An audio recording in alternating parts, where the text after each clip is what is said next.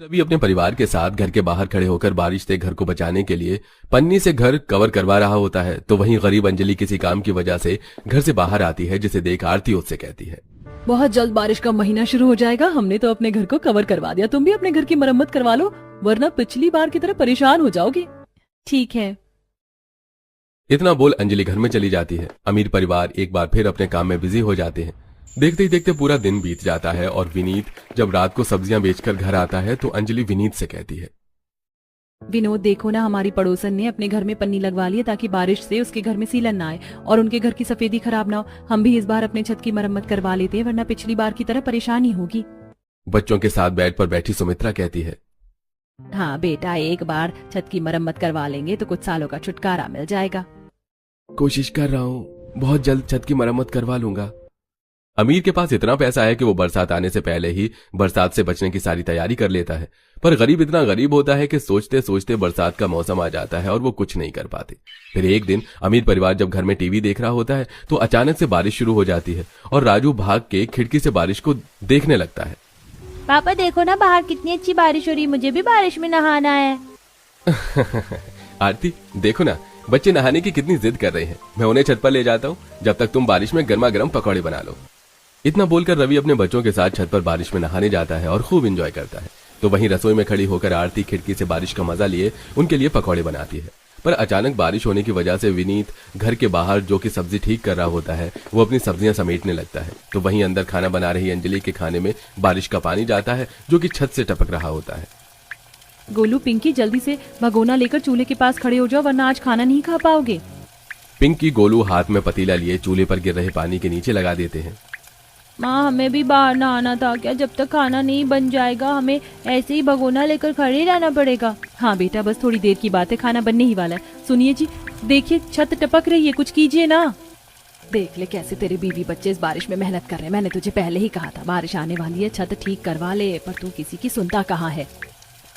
अपनी माँ और बच्चे की बातें सुनकर विनीत बाहर से कुछ घास लेकर आता है और उन घास को लेकर छत पर सीढ़ियां लगाकर जाता है और थोड़ी थोड़ी दूर पर उन घास को लगाने लगता है। ये सब कुछ छत पर बारिश में नहा रहा रवि देख लेता है। भाई साहब, अगर कोई मदद चाहिए तो बताओ, मैं आपकी मदद कर देता हूँ। अरे नहीं, मदद की जरूरत नहीं है, बस थोड़ा सा पानी है जो टपक रहा था, अब हो गया ठीक। विनोद रवि की मदद लेने से साफ साफ मना कर देता है। कुछ देर में विनोद अपने बच्चों के साथ छत पर नहाकर नीचे जाता है और तभी सभी गर्मा गर्म पकौड़े खाते हैं। तो वहीं थोड़े से पकौड़े बर्तन में लेकर छाता लिए आरती अंजलि के घर जाती है, जहां वो देखती है कि अंजलि के बच्चे पतीला लेकर खड़े हैं, क्योंकि घास लगाने के बाद भी पानी टपकना बंद नहीं हुआ था। अंजलि, मैंने तुम्हें पहले ही कहा था बारिश आने वाली है, छत की मरम्मत करवा लो। देखो मासूम बच्चे कैसे पतीला लेकर खड़े। अगर हमारी कोई मदद चाहिए तो हम तुम्हारी मदद करने को तैयार हैं। हमने छत ठीक करवाई थी, पता नहीं ये फिर से कैसे लीक होने लगी। एक बार फिर अंजलि आरती की मदद लेने से साफ मना कर देती है। इसी तरह कुछ दिन बीत जाते हैं और एक रात तेज आंधी तूफान चल रहा होता है। गरीब परिवार अपने घर में आराम से बिस्तर लगाकर सो रहा था, तो वहीं अमीर परिवार सोने की तैयारी कर रहा होता है। तभी अचानक से तेज बारिश होने लगती है। अरे बहू रवि, देखो बाहर कितनी तेज बारिश हो रही, कितना अच्छा लग रहा है रात का मौसम। सुनिए जी, बच्चे तो सो गए हैं, मैं अभी गर्मा गर्म चाय बना कर लाती हूँ और कुछ देर हम पकौड़े के साथ बारिश के मजे लेते हैं। इतना बोलकर आरती रसोई में जाती है और चाय पकौड़े बनाने लगती है। तो वहीं गरीब परिवार जब सो रहा होता है तो सुमित्रा के शरीर पर कुछ बूंदें टपकती हैं और उसकी आंख खुल जाती है। तो वो देखती है कि उसके घर की छत टपक रही है। विनीत, अंजलि बहू, ये देखो अब हमारे घर की छत फिर से टपक रही है। माँ, इतनी जल्दी सुबह हो गई क्या जो तुम हम पर पानी डालकर हमें उठा रही हो? नहीं बच्चों, मैंने तुम पर पानी नहीं डाला, बल्कि हमारी कच्ची छत टूट गई है और अब पूरा छत टपक रहा है। बेटा, अब तो तुझे कुछ करना ही पड़ेगा। छत टपकने की वजह से पूरा परिवार सारी रात सो नहीं पाता और वो लोग जगह जगह बाल्टी और पतीला लगाकर बैठकर रात गुजारते हैं। बच्चे जैसे तैसे बेड पर सिकुड़ कर लेट जाते हैं। तो वहीं अमीर परिवार सारी रात बालकनी के पास बैठकर बारिश एंजॉय करते हैं। इस तरह कुछ दिन बीत जाते हैं। क्योंकि बारिश का मौसम था, इसलिए किसी भी वक्त बारिश हो जाती, जिस वजह से रोड्स पर पानी जमा रहने लगता है। ऐसे ही एक दिन, माँ, मैं सब्जी लेकर जा रहा हूँ बेचने बाजार में पानी भरा है, इसलिए बाजार नहीं लग रहा, अब फेरी ही करनी पड़ेगी। आप ये पन्नी ले लीजिए, बारिश होगी तो सब्जियों को ढक देना, वरना नुकसान हो जाएगा। विनीत पन्नी लेकर फेरी करने के लिए चला जाता है। देखते ही देखते शाम हो जाती है और जब वो शाम को घर आने लगता है तो अचानक से बारिश होने लगती है, जिस वजह से विनीत सब्जियों पर पन्नी डालकर एक साइड में सब्जी का ठेला लेकर खड़ा हो जाता है और खुद के सिर पर भी पन्नी लगा लेता है। तभी पास से बारिश में गुजर रही रवि की कार उसके पास रुकती है। वो विनीत को बारिश में खड़ा देख उससे कहता है, विनीत, बहुत तेज बारिश हो रही है, तुम मेरा छाता ले लो या फिर मेरे साथ घर चलो। नहीं नहीं, मैं ठीक हूँ, और वैसे भी मुझे सब्जी लेकर घर जाना है। अगर आपके साथ गया तो सब्जी कौन लेकर आएगा? एक बार फिर विनीत रवि की मदद लेने से मना कर देता है। रवि के पास खुद की गाड़ी थी, इसलिए वो तेज बारिश में भी आराम से घर पहुंचता है। तो वहीं कुछ देर विनीत बारिश रुकने का इंतजार करता है। जैसे ही बारिश रुकती है, वो रोड पर भरे पानी में अपना सब्जी का ठेला लेकर घर आता है। समय गुजरता है और एक दिन वो बड़ी सी पन्नी लेकर घर जाता है। क्योंकि उस दिन बारिश नहीं हो रही थी, तो वो अपनी बीवी के साथ मिलकर अपनी छत पर पन्नी लगाता है। अब हमारे घर की छत से पानी नहीं टपकेगा? हाँ बेटा, और अब जब बारिश होगी तो हम भी आराम से सो सकेंगे और खाना खा सकेंगे। ये देख विनीत का परिवार काफी खुश होता है, पर उनकी खुशी ज्यादा दिन नहीं टिकती और एक बार फिर तेज आंधी तूफान चलती है और उनकी पन्नी फट जाती है। आधी फटी हुई पन्नी का हिस्सा आंधी तूफान में उड़ जाता है। तो वहीं कुछ ही देर में बारिश शुरू हो जाती है। खिड़की पर खड़ी राधा कहती है, पापा देखो ना, बाहर कितनी अच्छी बारिश हो रही है। आज कुछ बाहर से खाना मंगवा कर खाएं क्या? हाँ रवि, आज कुछ बाहर से मंगवा लेते हैं। बेचारी बहू इस बारिश के मजे नहीं ले पाती, वो बेचारी खाना बनाने में ही लगी रह जाती है। आज बहू भी हमारे साथ बैठकर खाना एंजॉय कर लेगी। अपने माँ और बच्चों के कहने पर रवि आज खाना बाहर से ऑर्डर करता है। तो वहीं तेज बारिश होने की वजह से न सिर्फ घर में सीलन और छत टपकती है, बल्कि आज विनीत के घर में रोड का पानी भी आने लगता है। अब हम क्या करें? इस बारिश में कैसे अपने दिन काटें? अरे भैया, तुम तो पूरे गीले हो गए। बारिश रुक जाती तब खाना लेकर जा जाते। सर, सब आप जैसे अच्छे नहीं होते, और अगर मैं बारिश रुकने का इंतजार करूंगा तो अपना घर कैसे चलाऊंगा? डिलीवरी करके ही तो मेरा घर चल पा रहा है। मेरी अगली डिलीवरी भी है, अब जल्दी से खाना ले लीजिए। डिलीवरी बॉय खाना देकर बारिश में भीगते हुए वहां से चला जाता है और तभी रवि की नजर गरीब विनीत के घर पर पड़ती है। उनके घर में पानी जाता देख विनीत अपने पूरे परिवार के साथ हाथ में छाता लिए उनके घर आता है, जहां पूरा परिवार घर से पानी निकाल रहा था। अंजलि, हम पड़ोसी हैं, पता नहीं तुम हमारी मदद क्यों नहीं लेती। बेचारे बच्चे छुट्टी और बारिश का मजा लेने के बदले बारिश के कहर को सह रहे हैं। बच्चों, तुम घर से पानी निकालना बंद करो, हम अभी मोटर लगवाएंगे और मेरे बच्चों के साथ बैठकर तुम लोग खाना खाओ। माँ जी, आप बच्चों को घर ले जाओ। रवि ने जो खाना ऑर्डर किया था वो गरीब बच्चे और अपने बच्चों को बांट देता है। बच्चे दोनों के बैठकर रवि के घर में खाना खाते हैं और बारिश एंजॉय करते हैं। तो वहीं रवि और अंजलि उनसे बात करते हैं। अंजलि, हम पड़ोसी हैं, हम अमीर हैं, इसका मतलब ये नहीं कि बुरे हैं। अच्छा बताओ, अगर कल को मेरे ऊपर कोई मुसीबत आ जाती है तो क्या तुम मुझे मुसीबत में छोड़ दोगी? ये कैसी बात कर रही हो तुम? मैं कुछ भी करके तुम्हारी मदद करती, तो फिर तुम क्यों हमें मदद नहीं करने देती? हम भी तो बस तुम्हारी मदद ही कर रहे हैं। उस दिन अंजलि और उसके परिवार मदद लेने से मना नहीं कर पाता। कुछ ही देर में रवि उनके घर मोटर लगवाकर बारिश का पानी बाहर करता है और बारिश रुकते ही उनके छत की मरम्मत करवाता है। और इस तरह अमीर गरीब परिवार अपने छत के नीचे बारिश में एंजॉय करते हैं।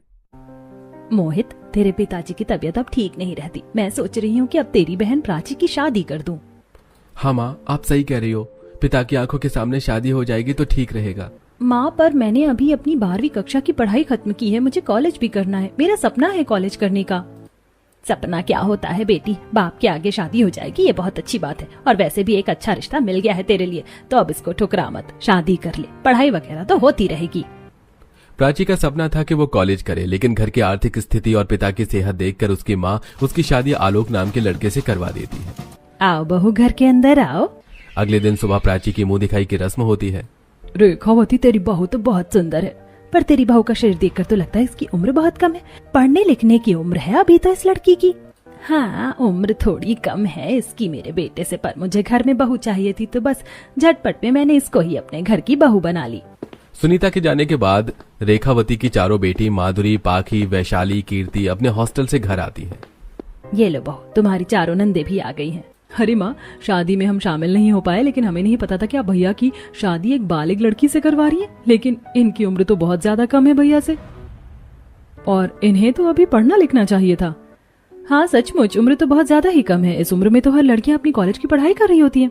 अरे कुछ उम्र कम नहीं है, हमारी भी इस उम्र में शादी हो गई थी और हमने भी पूरा घर संभाल लिया था। और अब मेरी बहू भी मेरी ही तरह पूरे घर को संभालेगी। क्यों बहू, संभाल लोगी ना? जी माँ जी। अब प्राची सबको अपने हाथ से खाना बनाकर खिलाती है। खाना तो बहुत स्वादिष्ट बना है प्राची। शुक्रिया आलोक जी। वैसे माँ, अभी हमारे कॉलेज की छुट्टियां चल रही हैं, तो अभी कुछ दिनों तक हम यहीं रहेंगे। यह तो बहुत अच्छी बात है बेटी। एक दिन प्राची अपने नंद के कमरे में सफाई कर रही होती है और वहां से एक किताब को उठाकर पढ़ने लगती है। अच्छा भाभी, आपको किताबें पढ़ने का भी शौक है क्या? नहीं, वो तो बस ऐसे ही थोड़ा बहुत पढ़ लेती हूँ। ये तो अच्छी बात है, थोड़ा बहुत ही सही, पर आप पढ़ती तो हैं। ऐसे ही कुछ दिन गुजरते हैं। अब प्राची जब भी घर की सफाई करती और अपने नंद के कमरों की सफाई करती तो वहां पर रखी कॉलेज की पुस्तकों को पढ़ने लगती। एक दिन प्राची कॉलेज की पुस्तक को उठाकर हॉल में बैठकर पढ़ रही थी कि तभी वहां पर उसकी चारों नंद उसके हाथ से किताब लेते हुए कहती हैं, अरे बाप रे, इतनी डिफिकल्ट बुक पढ़ रही हो मेरी भाभी, कुछ पूछूं इसमें से, बता पाओगी? जी पूछिए। अच्छा तो बताइए, what is the law of demand? इसका उत्तर है the law of demand states that as the price of a good or service increases. बाप रे भाभी, एक झटके में आपने एकदम करेक्ट आंसर दे दिया। इस आंसर को याद करने में तो मुझे पता नहीं कितना टाइम लग गया था। आप तो बहुत इंटेलिजेंट है। फिर आपने अपनी आगे की पढ़ाई क्यों नहीं की? कॉलेज में एडमिशन क्यों नहीं लिया? कॉलेज करने की इच्छा तो मेरी भी थी, पर मैं एक गरीब परिवार से थी तो माँ बाप पढ़ाने में असहाय थे, इसलिए शादी करनी पड़ी। अरे तो आप ये बात हमसे कहती। अच्छा आप रुकिए, मैं आज ही माँ से आपकी आगे की पढ़ाई के बारे में बात करती हूँ। उस रात जब सब लोग खाना खा रहे होते हैं, माँ मैं क्या कह रही थी कि भाभी अपनी आगे की पढ़ाई कंप्लीट करना चाहती है, तो हम लोग उन्हें लेकर कल कॉलेज जा रहे हैं एडमिशन करवाने। ये तो बहुत अच्छी बात है, मुझे सुनकर अच्छा लगा कि प्राची आगे पढ़ना चाहती है। लेकिन मुझे सुनकर बिल्कुल भी अच्छा नहीं लगा। तुम चारों बहनें पहले ही हॉस्टल में अपनी कॉलेज की पढ़ाई कर रही हो और तुम्हारे साथ अगर मेरी बहू भी हॉस्टल में कॉलेज की पढ़ाई करने चली जाएगी तो घर के कामकाज कौन संभालेगा? मैंने अपने बेटे की शादी इसलिए नहीं करवाई कि घर मुझे संभालना पड़े। रहने दीजिए, माँ सही कह रही हैं, मैं घर ही संभाल लूंगी। रुकिए भाभी, माँ ये क्या बात हुई? घर के कामकाज के चक्कर में आप भाभी को आगे पढ़ने नहीं देंगी। ठीक है, हमारे हॉस्टल से आपको प्रॉब्लम है तो आज से हम लोग भी अपने कॉलेज की पढ़ाई यहीं दिल्ली में रहकर करेंगे। हाँ माँ, और घर के कामकाज भी हम मिल बांट के कर लेंगे। कुछ काम हम कॉलेज जाने से पहले और कुछ काम हम कॉलेज जाने के बाद कर लेंगे। इससे आपको ज्यादा दिक्कत नहीं होगी। ठीक है, अगर ऐसा है तो फिर करवा दो बहू का कॉलेज में एडमिशन। अब दिल्ली यूनिवर्सिटी में प्राची की चारों नंद अपनी गरीब भाभी का ऑनलाइन एडमिशन करवाती हैं। अगले दिन सुबह प्राची कॉलेज के लिए रेडी होती है। भाभी आज आपके कॉलेज का पहला दिन है, खुश तो हो ना? जी नंद जी, मैं बहुत खुश हूँ। पांचों नंद अपनी गरीब भाभी को लेकर घर से कॉलेज के लिए निकलती हैं। अरे बाप रे बाप, अब घर की बहुएं भी कॉलेज जाएंगी क्या? बेटियां हॉस्टल में पढ़ रही थी, ये कम था? आपको क्या दिक्कत है आंटी? आप अपने घर में देखिए ना, आपकी बहू बेटी क्या कर रही है। चलो भाभी, आज आपके कॉलेज का पहला दिन है, आप फालतू लोगों की बातें मत सुनो। कॉलेज में आकर प्राची अपना आइडेंटिटी कार्ड सिक्योरिटी गार्ड के हाथ में देती है। उम्र तो बहुत ज्यादा ही कम है तुम्हारी और शादी भी हो गई, लेकिन अगर पढ़ना लिखना ही था तो पहले अपनी कॉलेज की पढ़ाई खत्म करती ना, शादी क्यों की? एक्सक्यूज मी, आज इनका कॉलेज में पहला दिन है और मैं नहीं चाहती कि आप अपने एम्बेरस बोर्ड के साथ उन्हें ऑकवर्ड फील कराएं, और वैसे भी पढ़ने लिखने की कोई उम्र नहीं होती। चलिए भाभी, कॉलेज के अंदर चलिए। अब प्राची को लेकर उसकी चारों नंद क्लास के अंदर आती हैं, जहां क्लास टीचर अटेंडेंस ले रही होती है। श्रीमती प्राची? Present ma'am. आप हो श्रीमती प्राची? मुझे तो लगा कि कोई एजेड लड़की होगी, लेकिन तुम्हारी उम्र तो बहुत कम है, इतनी जल्दी शादी क्यों कर ली? वो मैं सॉरी मैम, आपकी क्वेश्चन का आंसर कर रही हूँ, बट ये उनका पर्सनल मैटर है तो आप इस पर क्वेश्चन मत कीजिए। वो नर्वस हो रही हैं और आज उनका पहला दिन है कॉलेज में। Okay sorry. टीचर के चले जाने के बाद प्राची अपने डेस्क पर बैठकर नोट्स बना रही होती है कि तभी वहां पर श्रुति नाम की लड़की आकर प्राची के हाथ से नोट्स छीनकर हवा में उड़ा देती है। ओहो, तब ये शादीशुदा आंटी भी हमारे साथ बैठकर क्लास लेंगी। मेरे नोट्स इधर दो पाखी माधुरी। श्रुति, तुम्हारी हिम्मत कैसे हुई न्यू स्टूडेंट के साथ ऐसे बिहेव करने की? अभी के अभी नोट्स यहाँ पर रखो, नहीं तो मैं प्रोफेसर से तुम्हारी टीजिंग करने की कंप्लेंट करूंगी। ये पकड़ो अपने नोट्स, मुझे कोई शौक नहीं है इस आंटी के नोट्स लेने की। अब कुछ देर बाद चारों नंद अपनी भाभी के साथ कॉलेज की कैंटीन में आती हैं, जहां प्राची एक बहुत बड़ा लंच बॉक्स का डिब्बा निकालती है। इतना बड़ा लंच बॉक्स का डिब्बा? अरे अपने साथ साथ पूरे कॉलेज के स्टूडेंट्स को लंच करवाने वाली हो क्या? Shut up Mohan, behave yourself. Sorry. Lunch खत्म करके प्राची क्लास के अंदर जा रही होती है कि तभी पीछे से कुछ लड़के उसको छेड़ने लगते हैं। अरे देख क्या कंटाप माल आई है कॉलेज में। प्राची पीछे मुड़ती है कि अरे बाप रे, ये तो शादीशुदा है। अरे शादी करके अपने पति का घर बसाना था ना, यहाँ कॉलेज क्या करने आई हो? Be in your limits Ram. अगर तुम्हारी सिस्टर शादी के बाद कॉलेज जाती तो क्या उसको भी तुम ऐसे ही टॉन्ट मारते? Sorry, I am really sorry, मुझे माफ कर दो। अब कॉलेज से चारों नंद अपनी भाभी को लेकर घर आती हैं, फिर मिलकर घर के कामों को संभालती हैं। कुछ देर बाद सभी लोग खाना पीना खाने के लिए टेबल पर बैठते हैं। तुम लोगों को पता भी है मोहल्ले के लोग कैसी कैसी बातें बना रहे हैं बहू के कॉलेज जाने से। माँ, मोहल्ले की बातों पर आप इतना ध्यान ही क्यों देती हैं? 4 लोगों का काम है 4 तरह की बातें बनाना। अगर मेरी वजह से बदनामी हो रही है तो मैं नहीं जाऊंगी कॉलेज। नहीं भाभी, आप ऐसा नहीं करोगे और कोई बदनामी भी नहीं हो रही। आप सिर्फ अपनी पढ़ाई पर ध्यान दो, बाकी की चीज हम संभाल लेंगे। अब चारों नंद मिलकर अपनी गरीब भाभी की पढ़ाई लिखाई में उसकी मदद करती थी। ऐसे ही कुछ दिन गुजरते हैं और कॉलेज की परीक्षाएं शुरू हो जाती हैं और दिन रात मेहनत करके प्राची अपने कॉलेज के इकोनॉमिक्स कोर्स में टॉप करती है। कांग्रेचुलेशंस प्राची, तुमने कॉलेज में टॉप किया है इकोनॉमिक्स में और कॉलेज की तरफ से तुम्हें एक जॉब भी ऑफर हुई है मल्टीनेशनल कंपनी में। कांग्रेचुलेशंस भाभी, चलो ये खुशखबरी घर में सबको देते हैं। माँ किधर हो आप? एक बहुत बड़ी खुशखबरी है। कैसी खुशखबरी बताओ। भाभी ने पूरे कॉलेज में टॉप किया है माँ, और एक मल्टीनेशनल कंपनी ने भाभी को हायर भी किया है। क्या बात है, कांग्रेचुलेशंस प्राची। क्या सच में इसने टॉप किया है कॉलेज में और इसकी मल्टीनेशनल कंपनी में जॉब लग गई? मुझे तो विश्वास ही नहीं हो रहा। बहू, आज तो तेरी सफलता ने मोहल्ले की औरतों के गालों पर तमाचा मारा है, जो कहती थी कि बहुएं पढ़ लिख नहीं सकती। कहीं ना कहीं बहू, मैंने भी तुझे रोका, मुझे भी माफ करना। नहीं माँ जी, आप माफी क्यों मांगती हैं? जो भी था, लेकिन मेरा सपना आप लोगों और मेरी चारों नंद के सहयोग की वजह से ही पूरा हो पाया है। ये बात प्राची के पीहर वालों को भी पता चलती है। मुझे जानकर बहुत खुशी हुई कि मेरी गरीब बेटी प्राची अपने पीहर का सपना ससुराल में पूरा कर पाई, और ये सब कुछ उसकी चारों नंद के सहयोग की वजह से ही पूरा हुआ। अब प्राची भी अपने कॉलेज खत्म करने के बाद एक मल्टीनेशनल कंपनी में जॉब करने लगती है।